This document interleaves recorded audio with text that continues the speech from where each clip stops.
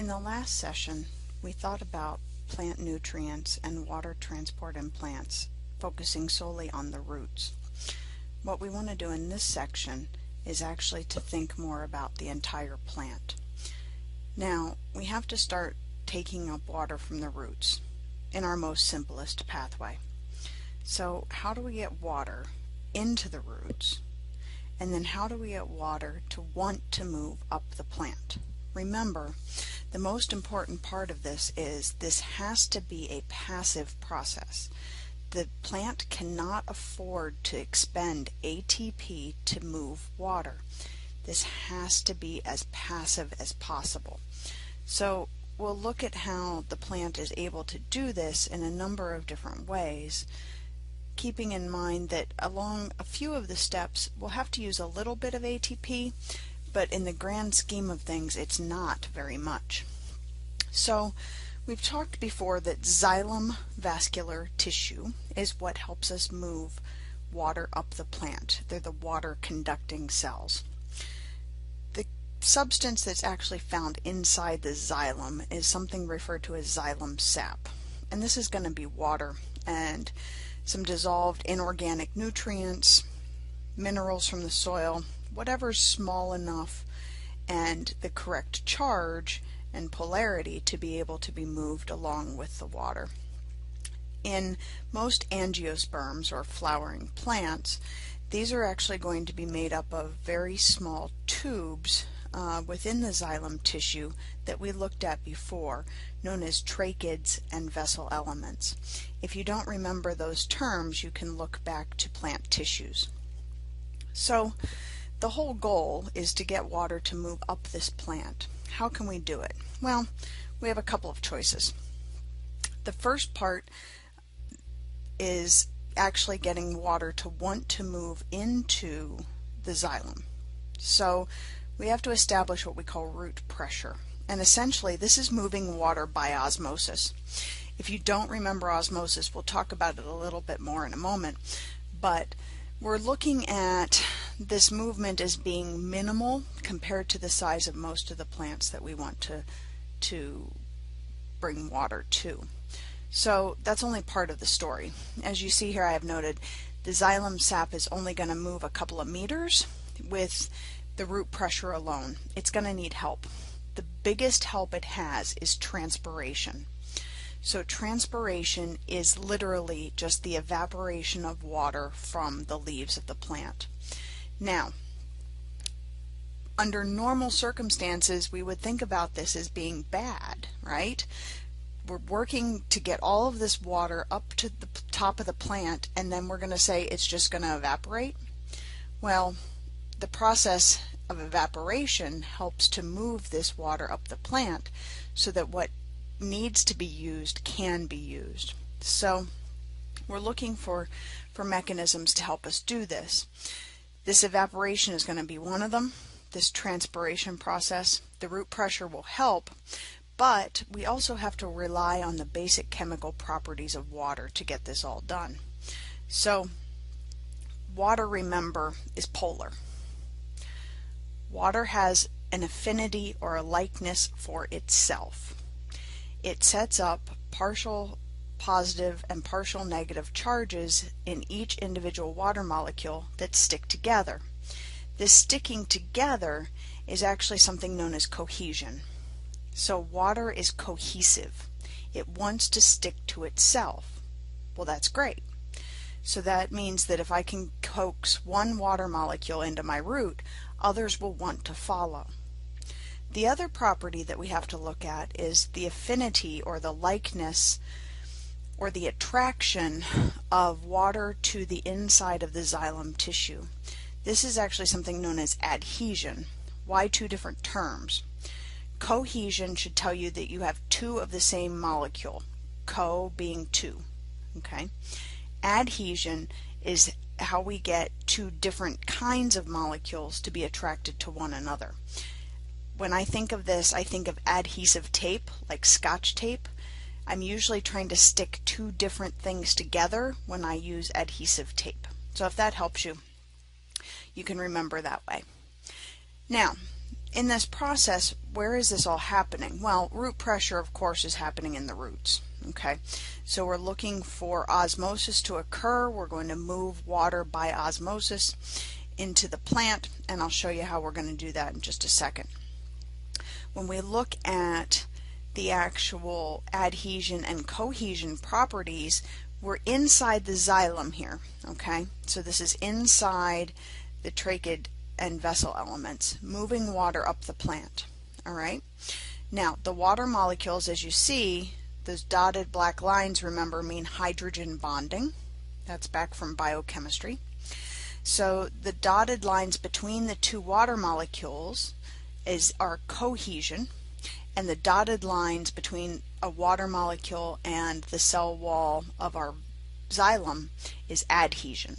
Okay, so this process of cohesion and adhesion within the xylem will be critical for us to really move a lot of water quickly.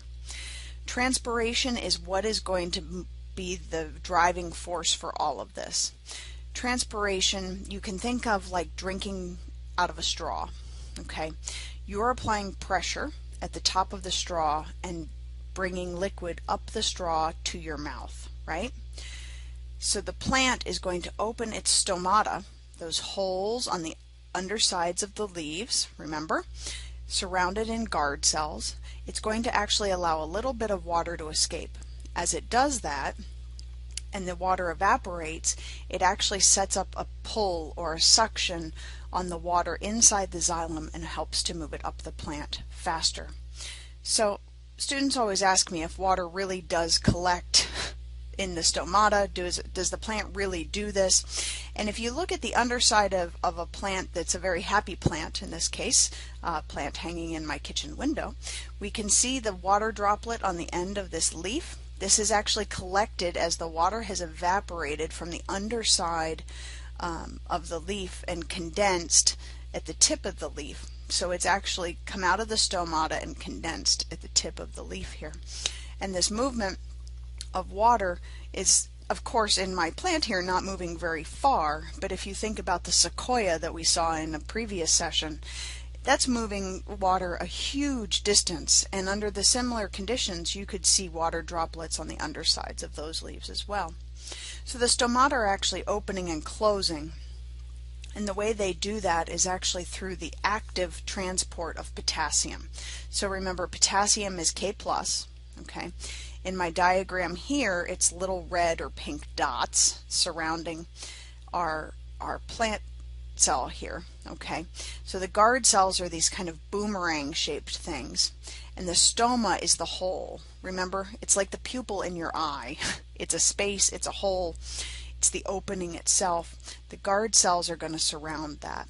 Now, if I want to get my guard cells to actually allow the stoma to open, I'm going to actively move potassium into the guard cells.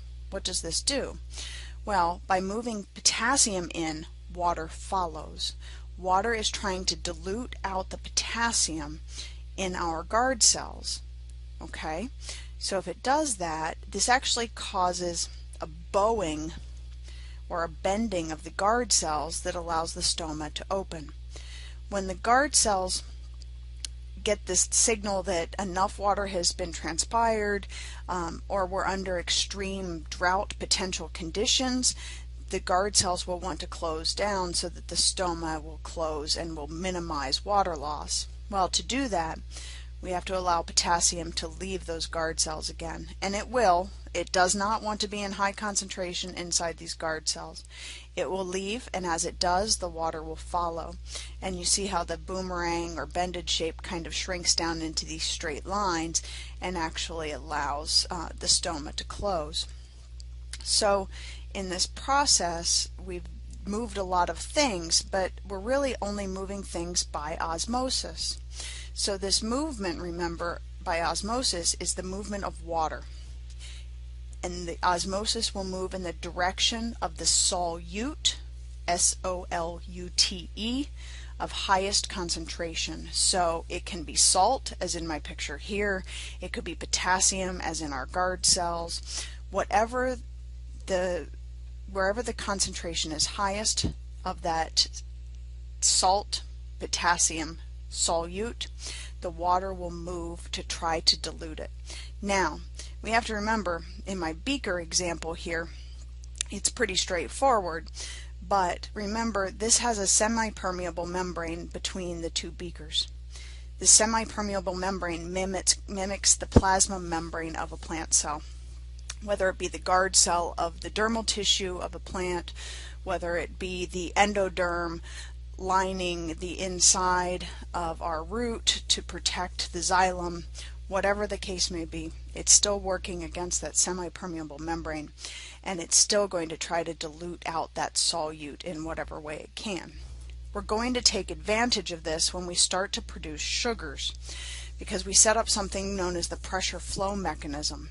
So this is actually looking at the cycle of water moving up the xylem on our left into our leaf cell, where we're going to do high levels of photosynthesis. High levels of photosynthesis produce high concentrations of sugar. We don't want that sugar to stay in the leaves. We need it in the rest of the plant. It has to offload into the phloem. Remember, the phloem is our sugar transporting or food transporting vascular tissue. Sugar is going to move down the phloem, and eventually what isn't used along the way in the plant will actually get stored as starch in our root cells.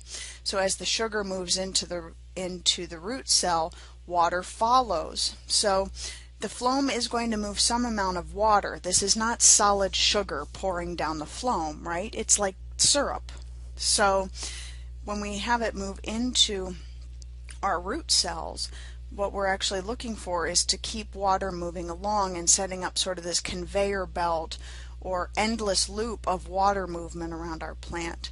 This goes a very long way to help us transport things up and down our plant.